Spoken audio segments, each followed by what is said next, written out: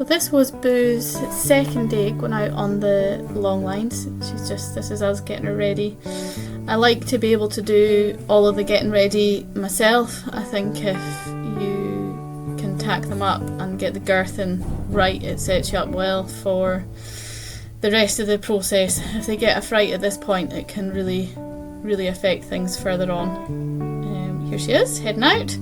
So she's never been fussed about any of the lines down her sides or the stirrups being down. I would always have made sure I've groundworked them with the stirrups down before we go out on the long lines, and I always start leading them just with my long line over the saddle.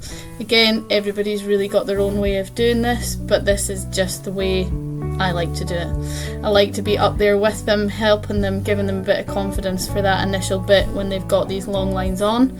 But here we are, this is us behind her for the first time, and this can be a real moment for them.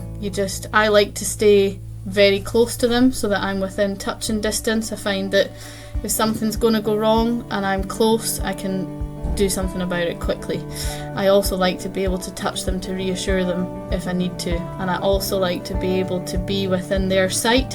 So I always pick my side that I'm stood on and make sure that I can see their eye, and then generally they can see me, and you can tell usually if something's going to go wrong, their eye and their ear will tell you before anything else. So if I can see that, then I can see if they're unhappy or unsure, and I can be there to help them.